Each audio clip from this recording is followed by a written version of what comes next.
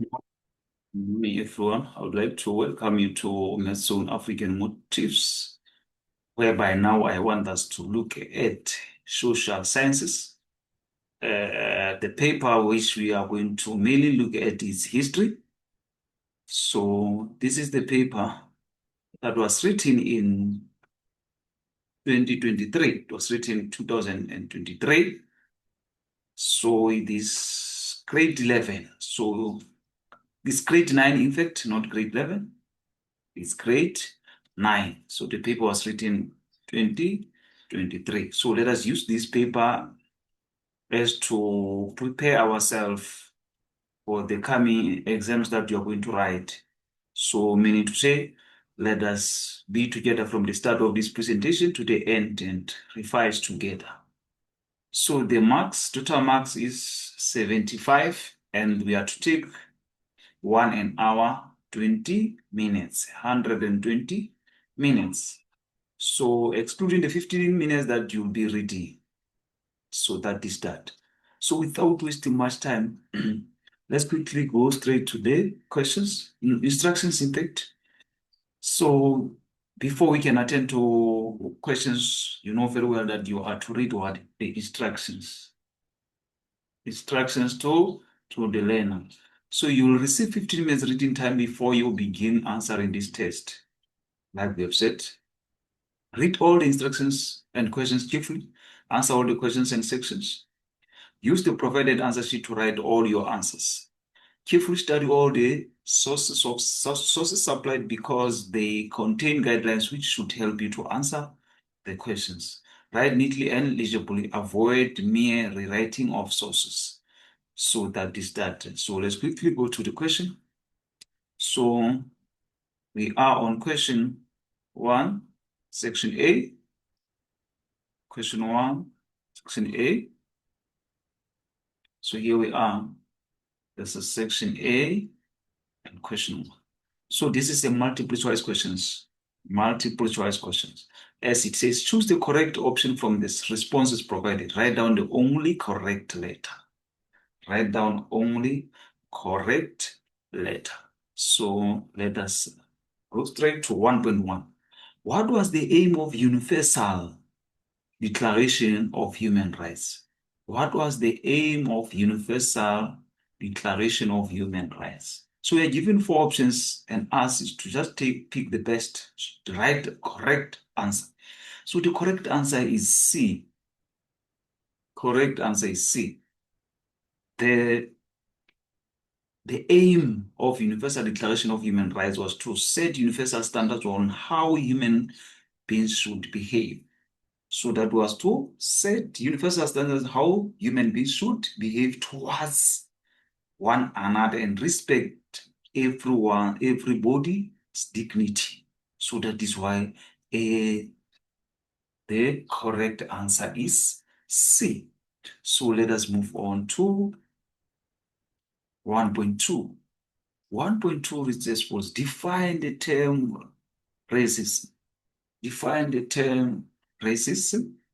So with racism, we know for sure when you're talking about racism, we are talking about the discrimination. You know, we are talking about discrimination. We are talking about discrimination or unfair treatment or unfair treatment. Unfair treatment based on a person's race. Based on a person's race.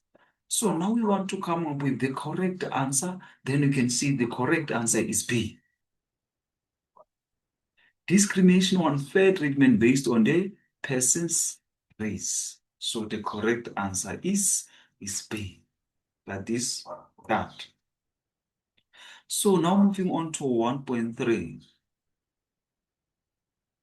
1.3 read as follows. Use the source A and your knowledge to answer the question 1.3 to 1.6.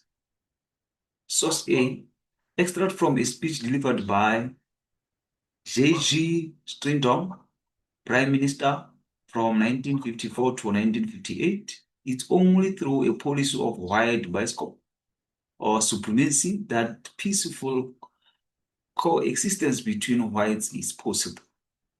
So that is that.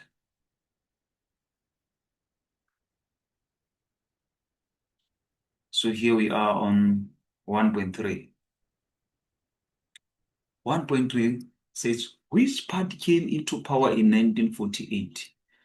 Which party came in power in 1948? That this National Party, which is D. The correct answer is D.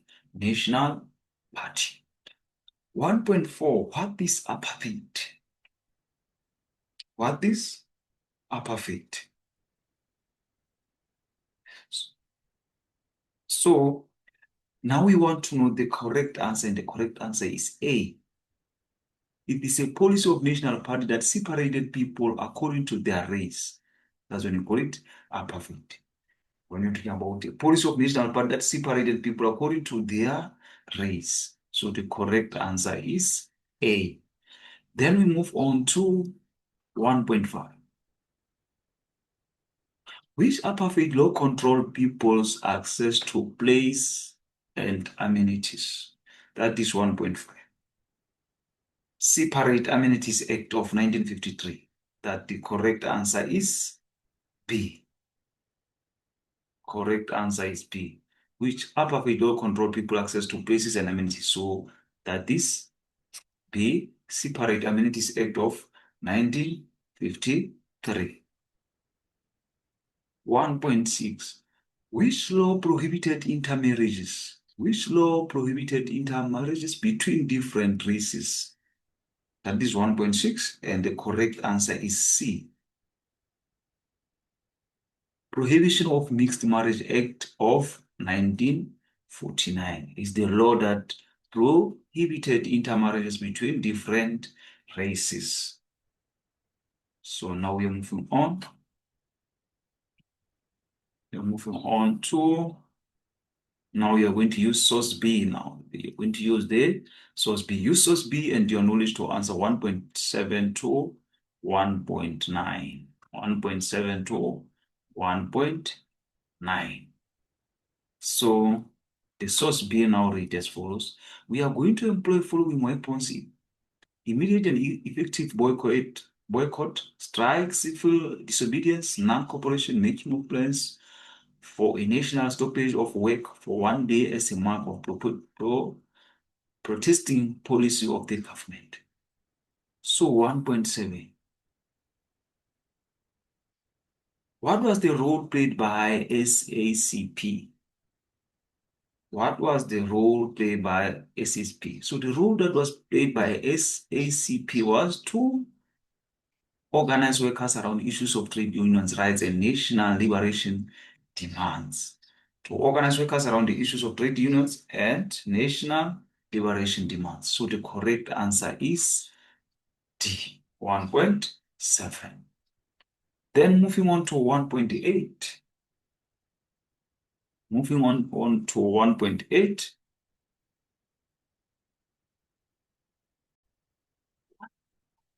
Is this a SACP stand for? Before we can even just go on to why it was banned. So what does it stand for? It is also very important. So it stands for South African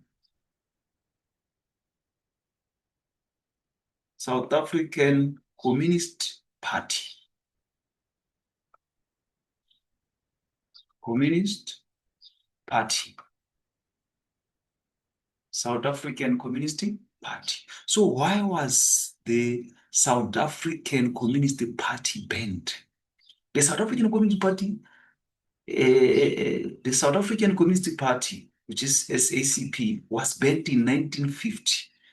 It was banned in 1950. So you just want to know, why was it banned? So it was banned by the apartheid government. It was banned by apartheid government using the Suppression of Communities Act. So now we just want to know why it was banned, as we are given 4 options here to choose the correct answer or the correct reasoning of it being banned. So 1.8, the correct answer is B. The correct answer is B. For the government feared the spread of communism. For the government feared of communism. So now we are moving on to 1.9. Which three weapons, according to the source B, did the program of action call for? 1.9. Then that is A. The correct answer is A. Civil disobedience, strikes, boycotts. So if you can see the source B, because we are given the source B here, this, as you can see, what you're talking about is this one. There were immediate active boycott, strikes, civil disobedience, non-cooperation, making plans of national stoppage of work for one day as mark of protesting policy of government. So the correct answer there on 1.9 is A. Correct answer is A. So now let us move on. So now we are on 1.10. 1.10 says, why was Albert Luthuli awarded the Nobel Peace Prize? Why was Albert Luthuli awarded the Nobel Peace Prize? Do you want to know that? So when we are talking about the Nobel Prize, when you're talking about the Nobel Peace Prize, we have to know what are we exactly talking about when we are talking about the Nobel Peace Prize. So the Nobel Peace Prize, that is a prize, that is an annual international award bestowed upon individuals or organizations who made outstanding contributions to promoting peace, resolving conflicts, advancing human rights. That is why we are calling it a Nobel Peace Prize. So it's an annual international award that is annual international award bestowed upon individuals or organizations who have made outstanding contributions to promoting peace and resolving conflicts. So here we just want to know what is the correct answer. So as you can see, the correct answer is B. For his role in the non-violent struggle against apartheid. So that is why the question was, why was Albert Luthuli awarded, given that award for that contributions of trying by all means to promote peace? So the correct answer is for his role in the non-violent struggle against apartheid. That is why he earned that award. So let's move on. Now 1.111. What was the Defiance campaign? What was the Defiance campaign? What was a Defiance campaign? So when you talk of a Defiance campaign, we are talking about a non-violent resistance movement launched by the National African National Congress, that is ANC in South Africa in 1952. That's when you're talking about the Defiance campaign. So Defiance campaign was a non-violent resistance movement launched by the ANC in South Africa in 1952. So we want the correct answer here, 1.11. So the correct answer is D. It was a program of deliberately breaking the apartheid laws. Breaking what? The apartheid laws. Like I've said, the Defiance campaign was a non-violent resistance movement that was launched by the ANC in 1952. So that program was deliberately trying to break the apartheid laws. So let us move on now. Now we want to know what was the objective, 1.12. What was the objective of Defiance campaign? What was the objective of what? Defiance campaign.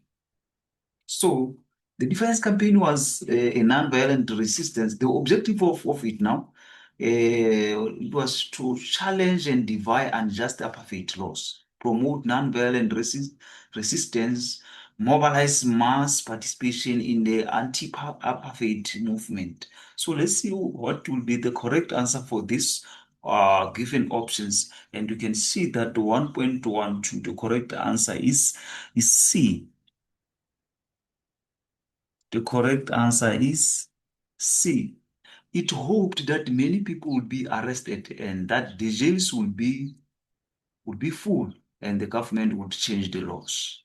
Oh, that was the objective of the Defiance campaign. So 1.13 says, why was the Freedom Charter important? Why was the Freedom Charter important? Why was the Freedom Charter important? The importance of the Freedom Charter. So, I mean, the importance of the Freedom Charter adopted in 1955 was foundational document that outlined the vision for democratic South Africa, advocated for equality, justice, and human rights, served as a unifying force for the anti-apartheid movement. So, what would be the correct answer? The correct answer is A. It called for a non-racial South African where all people would be treated equally. Like I've said that it was the importance of it is this it was the advocated for equality, justice, and human rights. Hope we are together on that. So the correct answer is A, while here it was C. Let's move on. So now we are moving on to 1.14. 1.14. 1.14 said, what was the reaction of the people toward the Freedom Charter? What was the reaction of the people now through the, so we want to know the correct answer from this from this question, which says what was the reaction of the people towards the Freedom Charter? What was the reaction of these people to the Freedom Charter? So the Freedom Charter was widely embraced by anti-apartheid groups and individuals who saw it as a vision for a democratic and equal South Africa. So you just want to know, so what is the correct answer? So the correct answer is D. Not everybody agreed with the terms of the Freedom Charter. So not everybody agreed with the terms of the Freedom Charter. So 1.15.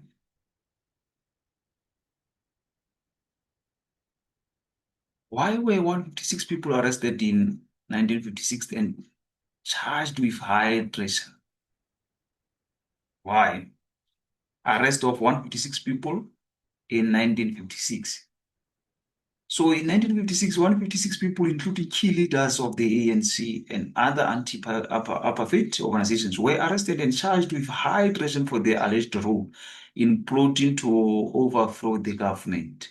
So the correct answer is B.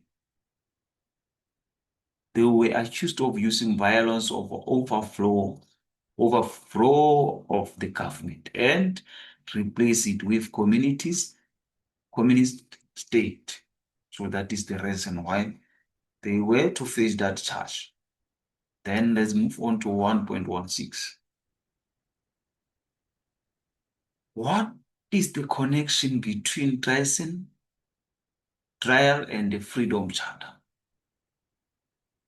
What is the connection between the Treason trial and the Freedom Charter? So that is that. So we are talking about the connection between Treason trial and Freedom Charter. We know that the prosecution argued that the Freedom Charters call for fundamental changes to South Africa's political and economic system was a tantamount to treason. So now we want to know the correct answer of 1.16. So the correct answer is C. The people charged with high treason were in favor of the Freedom Charter. So that is that. Now moving on to 1.17. What was the reason for Women's March of 1956? What was the reason for the Women's March of 1956? So the Women's March was held on 9 August 1956 to protest the extension of past laws to women which further restricted their freedom.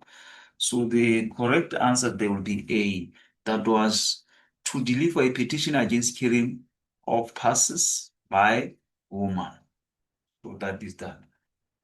Now we are moving on to 1.8. 1.8. Who were the leaders of Women's March? Who were the leaders of Women's March? 1.18. So the correct answer is B. We have Rahima Musa, Lillian Nui, Helen Joseph, and Sophia William. So those are the ones who were. Oh, I'm saying 1.18. We are on 1.18. The correct answer is B. Yeah, B is correct. Then we go to 1.19.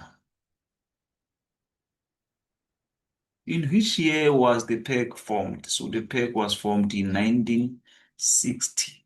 That is D. The correct answer is D. It was formed in 1960. So why was the PEG formed? Why was it formed? So the reason for it to be the formation of the PEG. The PEG was formed due to disagreements with the ANC approach, particularly regarding the multiracialism, tactics and strategies for achieving liberation, and stuff like that. So 1.20, the correct answer is A. They believe that South Africa must be liberated by Black Africans. So that is that. So now we are moving on to 1.21. Source C, where we are given a source C. So the source read as follows. Use source C and your own knowledge to answer 1.21 to 1.23. So you're given a picture depicting the Soweto it depicted the Soweto uprisings. So this is what it is with this picture. So 1.2, what was the Soweto uprising of 1976? So we want the correct answer there, and the correct answer is C. It was a series of demonstrations by students of Soweto against the use of Afrikaans as a medium of instructions. So that is that. That is the reason why Soweto. That was the reason of the Soweto uprising in 1976. So 1.22 now. 1.22. What was the law that resulted in Soweto uprising? What was the law that resulted in Soweto uprising? So the correct answer is B. That is Bantu Education Act of 1953. And this Bantu Education Act of 1953. So we are saying the correct answer is B. The correct answer is B, where we are talking about Bantu Education Act of 1953. So we know very well that the Bantu Education Act was the law that enforced segregation in education, aiming to limit the educational opportunities and potential of Black South Africans, trying to prepare them for subsequent roles in society. So the correct answer is B. So 1.23, who was the main leader of Soweto uprising? So the main leader of Soweto uprising was Tsietsi Mashinini. Tsietsi Mashinini was the main leader of Soweto uprising. So Tsietsi Mashinini was the key figure through not the sole leader of 1976, 1976 Soweto uprising. So we know very well that the uprising was a student-led protest against the mandatory use of Afrikaans in schools, which symbolized the broader resistance to apartheid's inferior education system and broader oppression. So the correct answer is A, CNC machining. So that is that. So now let us move on. 1.24, it now takes us to use source D and your own knowledge to answer the question 1.24 to 1.27. Source D, picture taken on 16 June 1976. So who was the student carried in the picture? Who was the student carried in the picture? And the student is Hector Peterson. The correct answer there is D. Hector Peterson. Who carried the student who had been shot? Who carried the student who had been shot?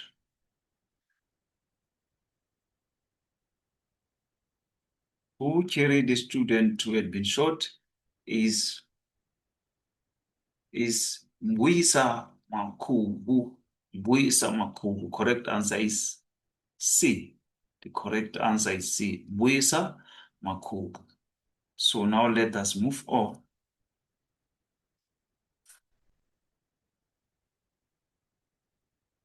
So let us move on to 1.26. What was the reason of South African police towards the protest? What was their reason towards the protest? 1.26. So the reason was that the police started shooting at the student. What was the reaction? Sorry, not reason. What was the reaction of South African police towards the protest? Their reaction was they shoot at the students. So the correct answer is A. How did the student react after learning that the student who had been shot had died? What was their reaction after they realized that the student who had been shot had died? So 1.27B, they banned buildings. If you can still remember, they banned what? They banned buildings belonging to the state and destroyed police houses. So the correct answer is B. So now moving on. What action was imposed by the apartheid government that triggered the Soweto uprising? What action was imposed? That is 1.28. So the correct answer is A. The use of Afrikaans to teach mathematics and social sciences and social studies. So the action was imposed by the apartheid government that triggered the Soweto uprising is because of the use of Afrikaans to teach mathematics and social studies. So that is that. Now moving on to 1.29. What was the role played by the media in exposing the 1976 event? 1.29. D. The correct answer is D. The media helped in exposing the real picture of what was happening in South Africa. So that is that. Now let us move on to 1.30. 1.30. How did the international community respond to the media reports on the uprising? How did the international community respond to the media reports on the uprising? That is 1.30. So the correct answer is B. They imposed economic and cultural sanctions against South Africa. They imposed economic and cultural sanctions against South Africa. So the correct answer there is B. What is the meaning of sanctions? What do you mean when you say when you're talking about the sanction? That is 1.31B. Sanction is a practice of not trading with a country that has unjust system of government. So you are banned, you are sanctioned. So the correct answer is B. So moving further on, 1.32, what type of sanctions were imposed on South Africa by the international community? 1.32, That is A. South Africa was banned from participating in international cultural and trading activities. So it was sanctioned, it was banned from participating in international cultural and trading activities. So 1.33. Explain the impact of sanctions on the South African economy. How does that sanction impact on the economy of South Africa?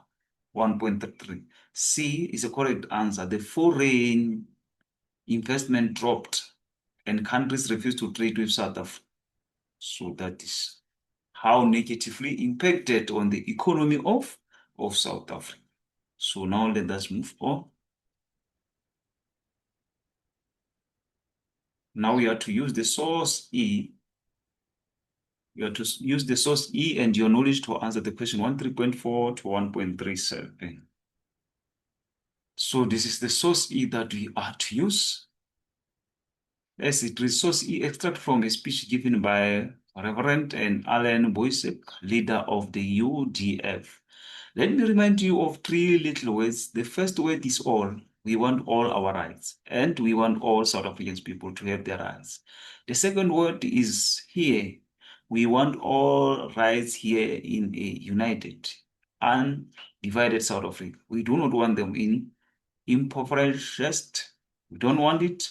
We do not want them in impoverished homelands. We do not want them in our separate little group areas. So the third is now, we want all rights, we want all our rights, we want them here, we want them now. So that is that. And now we have to answer the questions that follows. What does UDF stands for? What does UDF stands for? It stands for United Democratic Front. United Democratic Front. The correct answer is A. Stands for United Democratic Front. 135. What strategy was followed by the mass democratic movement? That is civil disobedience. That is civil disobedience. Correct answer is C. Civil disobedience.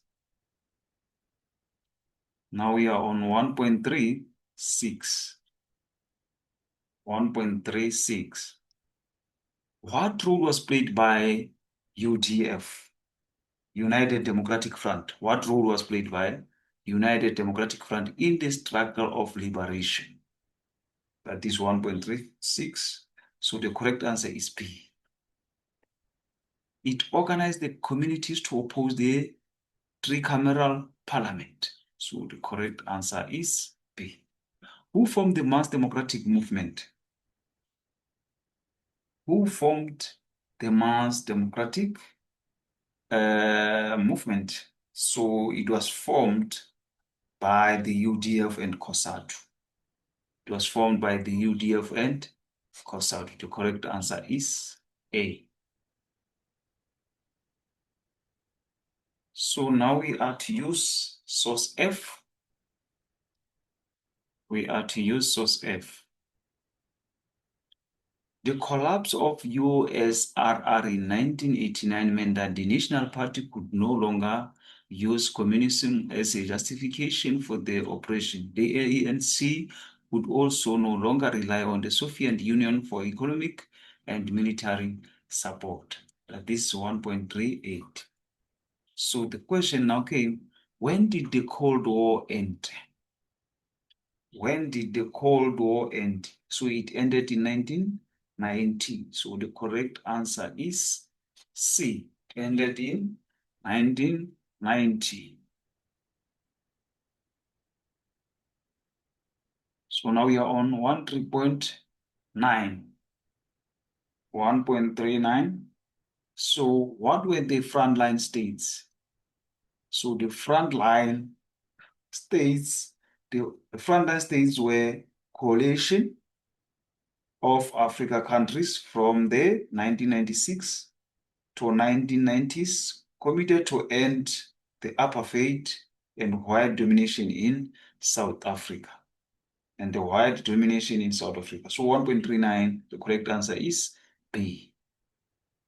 Friendlies were coalition of African countries from 1960s to 1990s committed to end apartheid and white domination in South Africa. So that is a correct answer. Which of the following are frontline states? So the correct answer is A. That is Tanzania, Botswana, Namibia, and Angola. So that is that. 1.41. Evaluate the impact of the end of Cold War on South Africa. Evaluate the impact of the end of the Cold War on South Africa. So that is D. It is resulted in the unbanning of political movements and the release of Nelson Mandela and all political prisoners. So now we are moving on to 1.42. Who was the president of South Africa at the time of the unbanning of political parties? 1.42. The correct answer is A. At that time, it was F.W. de Klerk. It was de Klerk, the president of South Africa of that time.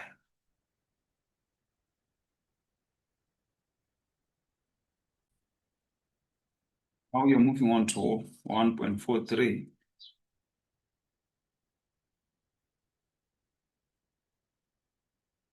1.43 to 1.43. What does the term unbanning mean now? 1.43. So that the correct answer is C. To allow something or someone who was prevented from operating to operate again. So you unban, you allow him. Because when you ban, you disallow that person. But when you unban, it means now you allow such a person to now operate again. So the correct answer is C. When were the political movements unbanned? When were the political movements unbanned? That is, it was on the 2nd February 1990. 2nd February 1990. The correct answer is D. So 1.45. Who were the leaders released from prison in 1989? Who were the leaders that were released from prison in 1989? So the correct answer is C. That is Walter Sisulu, Raymond Mhlaba, and Andrew Mlangeni, as well as Armed Confrada. So the correct answer is C. How did South Africa address its political differences after 1989? After 1989, 1.46, that is through negotiation. B is the correct answer. Through negotiation. So B is the correct answer.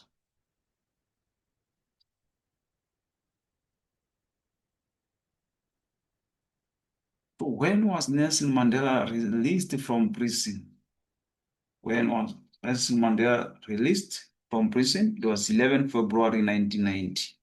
So A is correct. What does CODESA stand for? What does CODESA stand for? That is, it stands for Confession for Democratic South Africa. So C is correct. 1.48, Confession for Democratic South Africa.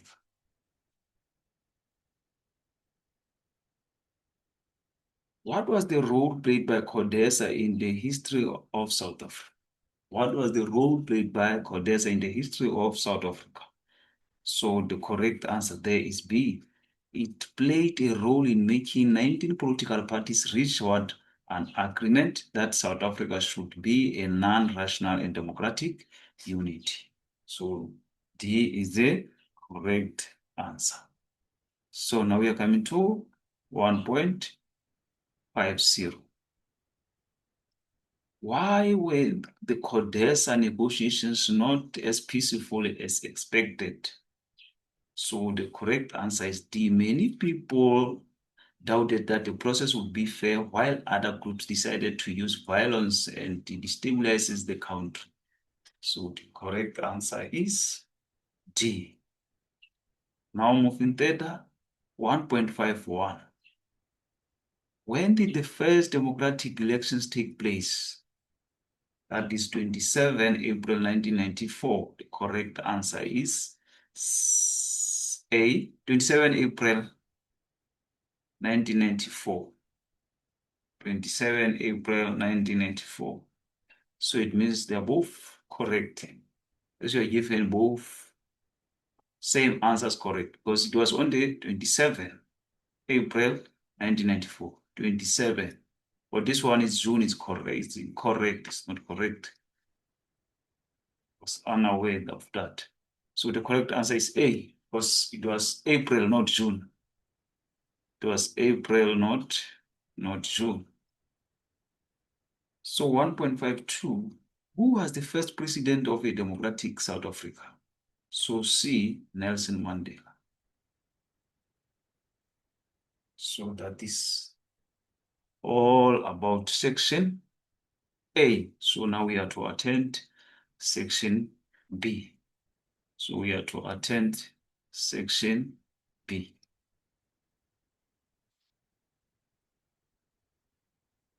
So we are on section B. So section B, use a source G and your knowledge to answer the questions that follow. So now you are on source G. So source G says case study Group Areas Act, Sophiatown forced removals.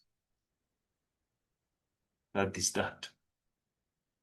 So it further on say the first families were forcibly removed from their homes in Sophiatown and their possessions loaded on the back of police trucks and relocated Mindolens, Soweto.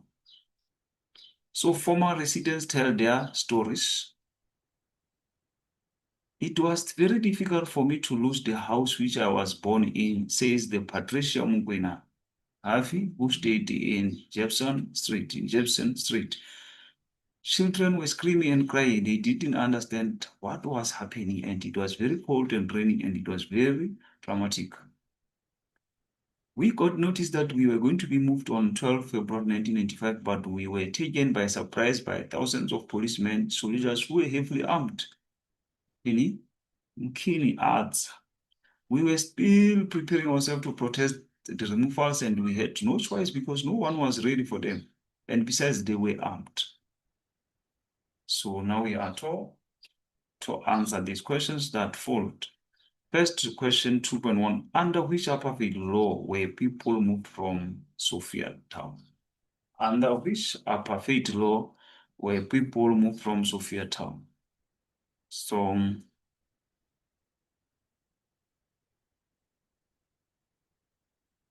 there the correct answer is Group Areas Act of 1950. That is the correct answer. Group Areas Act of 1950. So now we come to the second question. Why do you think people of Sophiatown were forcibly removed? Why were they forced to be removed there? Why were they forced to be removed? So it had been declared a white area. That area was declared a white area. That is why they were removed, to stop blacks from mixing with whites. According to the Group Areas Act, communities had to be separated according to their race. So that is why they were forced to be removed. That is why they were moved there.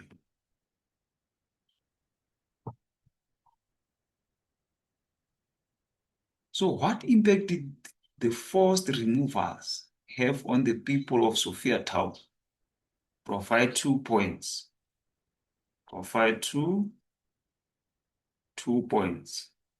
Children were traumatized by what was happening as they were screaming. We heard that they were crying. Family lost their belongings as they were not fully prepared for the move. Because they just moved, not prepared, because they just see the police people just moving them there by force. Families were separated now. So that is that. So that is section B, question 2. Now let us move on.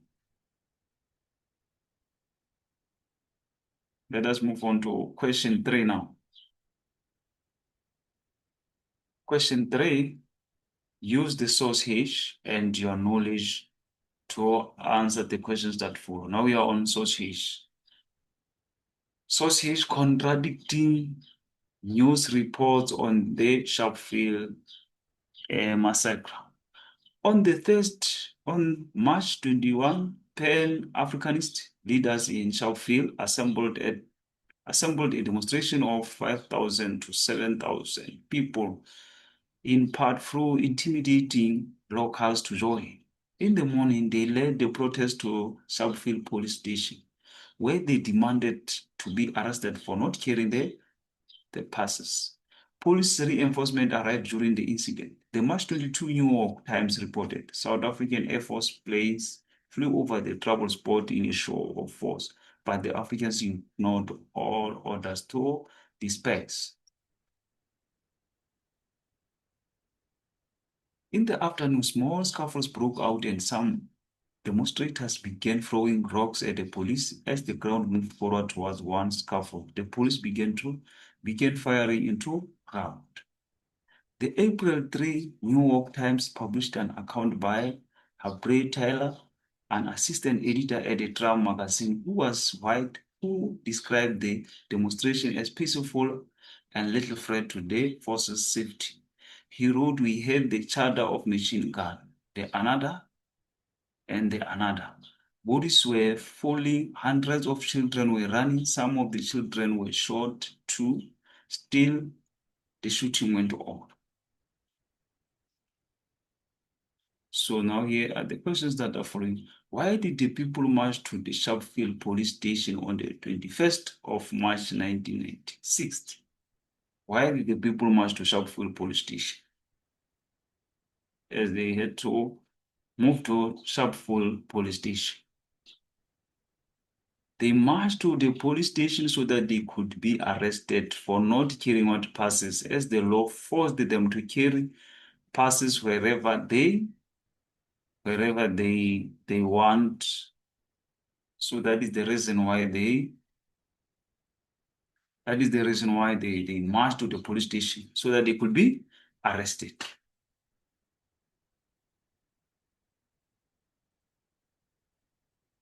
Who was the leader of Sharpeville March? To which organization did he belong? Who was the leader of Sharpeville March? Who was the leader of Sharpeville March? So Robert Sobukwe from the Pan-Africanist Congress was the one who was the leader of the march.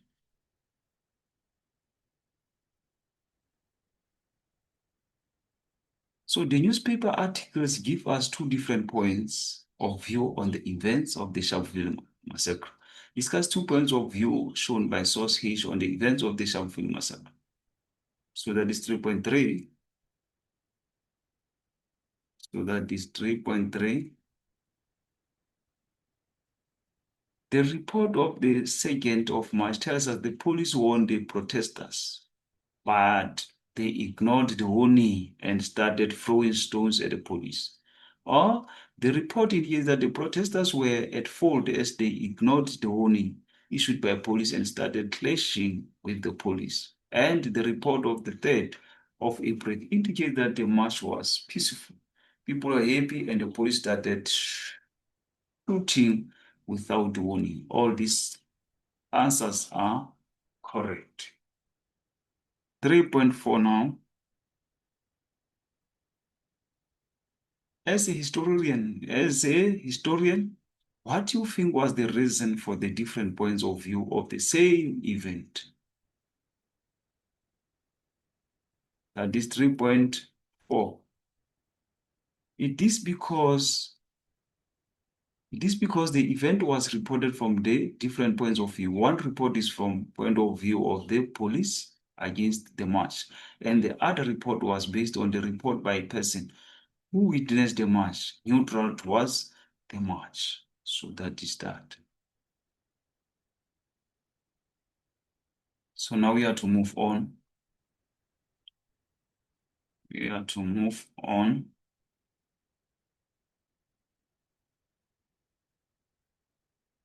We have to move on to explain why Sharpeville massacre is regarded as a turning point in South African history. That is 3.5.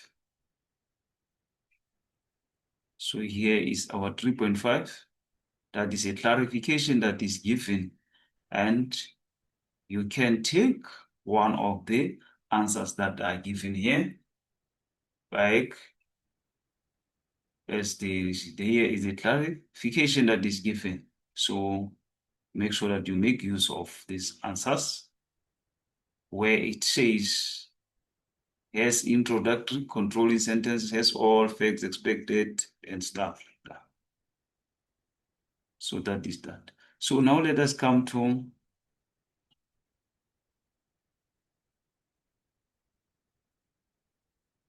question 4. So we have to come to question 4.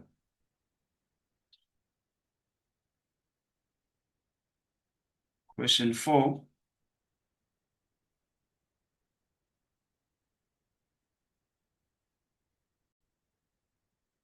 Question 4. Use a source I now and your knowledge to answer the question that follows. So this is source I. An extract from the speech of Deputy Minister of Bantu Education. No, I have not consulted the African people on the language issue, and I'm not going to an African and might find that the big boss only spoke Afrikaans and only spoke English, and it would be to his advantage to know both languages. So in paragraph of 8 to 10 lines, discuss the causes of the Soweto uprising. Paragraph should be structured as follows: topic, sentence, the main points, the concluding sentences. So paragraph writing guide. So here is the paragraph writing guide: controlling or introductory sentence, 6 facts and concluding sentences. So 8 marks. Controlling introductory sentences, 5 facts, concluding sentence, 7 marks. Controlling or introductory sentence, 4 facts and concluding sentence, 6 marks. Controlling or introductory sentence, 3 facts and concluding sentence, 5.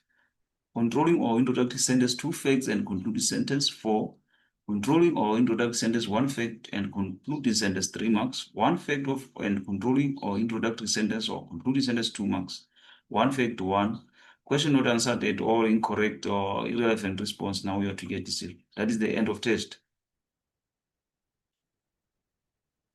So this is how we are asked to answer that question, where you are going to get this marks. So you are to answer it this way. You can go through it and then you'll see. So thank you very much for your time. Make sure that you are going to share with those who are concerned, and make sure that you don't forget to hit the subscription